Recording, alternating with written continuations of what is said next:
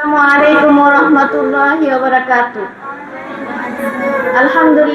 আলহামদুলিল্লাহি রাব্বিল আলামিন ওয়াল আকিবাতু লিল মুত্তাকিন ওয়াসসালাতু ওয়াসসালামু আলা রাসূলিহি ওয়া আলিহি ওয়া আসহাবিহি আজমাইন। সমস্ত প্রশংসা মহান রব্বুল আলামিনের জন্য, যিনি আমাদের এই দ্বীনি মজলিসে আসার এবং বসার তৌফিক দান করেছেন। তাই আমরা সকলে একবার বলি আলহামদুলিল্লাহ। আজ আমি আপনাদের সামনে একটি বক্তৃতা নিয়ে হাজির হয়েছি। আমার বক্তৃতার বিষয়বস্তু আশুরার ইতিহাস, গুরুত্ব ও তাৎপর্য সম্পর্কে। মুহতারাম হাজিরিন, আজ আমরা মুহররম মাসের 10 তারিখ পবিত্র আশুরা সম্পর্কে আলোচনা করতে একত্রিত হয়েছি। আশুরা শুধু একটি দিন নয়, একটি ইতিহাস, তার ত্যাগ আর শিক্ষার এক মহান কাব্য। আশুরার ইতিহাস। আশুরা শব্দের অর্থ দশম। হিজরি সনের মুহররম মাসের 10 তারিখকে আশুরা বলা হয়। এদিনে মানব ইতিহাসের অনেক গুরুত্বপূর্ণ ঘটনা ঘটেছে। ইসলামের পূর্বেও এই দিনকে তাৎপর্যপূর্ণ ছিল। হাদিস থেকে জানা যায়, এদিনে আল্লাহ তাআলা হযরত মুসা আলাইহিস সালাম ও তার কওম বনি ইসরাইলকে ফিরআউন থেকে মুক্তি করে দিয়েছিলেন। এজন্য কৃতজ্ঞতা স্বরূপ হযরত মুসা আলাইহিস সালাম এই দিনে রোজা রাখতেন। রাসূল সাল্লাল্লাহু আলাইহি ওয়াসাল্লাম মদিনায় এসে ইহুদিদেরকেও এই রোজা রাখতে বলতেন। ইহুদিদেরকে এই রোজা রাখতে দেখে তিনি বলেন, মুসার সাথে আমাদের সম্পর্ক তাদের চেয়ে বেশি। তখন তিনি নিজে রোজা রাখতেন এবং সাহাবীদেরকে রোজা রাখতে বলতেন। তবে আশুরার ইতিহাসে সবচেয়ে হৃদয় বিদারক ঘটনা হলো ইমাম হুসাইন রাদিয়াল্লাহু এর শাহাদাত বরণ।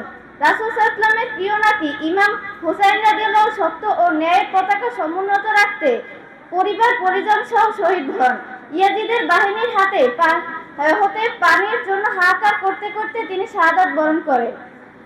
আশুরার গুরুত্ব, রোজার ফজিলত। রাসূল সাল্লাল্লাহু আলাইহি ওয়াসাল্লাম বলেছেন, রমজানের পর সর্বোত্তম রোজা হলো আল্লাহর মাস মুহররমের রোজা। তিনি আশুরার রোজার ব্যাপারে বলেন, আমি আশা করি এটি পূর্ববর্তী 1 বছরের গুনাহ মাফ করে দেন। তিনি ইহুদিদের সাথে পার্থক্য করার জন্য 9 ও 10 অথবা 10 ও 11 মুহররম রোজা রাখতে বলেছেন। তওবা ও ক্ষমার দিন। আদম আলাইহিস সালামের তওবা কবুল, ইউনূস আলাইহিস সালামের মাছের পেট থেকে মুক্তি সহ অনেক নবীর দোয়া এদিনে কবুল হয়েছিল বলে বর্ণিত আছে। ইমাম হুসাইন রাদিয়াল্লাহু এর জীবন আমাদের শেখায়, ক্ষমতা বা সংখ্যা নয়, হক ও সত্যই আসল। অন্যায়ের কাছে আপোষ করা যাবে না। পরিবার পরিজন সবকিছু নিয়ে আল্লাহর রাস্তায় কোরবান করার যে নজির কারবালায় স্থাপিত হয়েছে, তা কিয়ামত পর্যন্ত মানুষকে প্রেরণা দেবে। ধৈর্য ও আল্লাহর উপর ভরসা। কারবালার ময়দানে পানি বন্ধ, খাদ্য নেই, তবু ইমাম হুসাইন রাদিয়াল্লাহু নামাজ ছাড়েনি, আল্লাহকে ভোলেনি।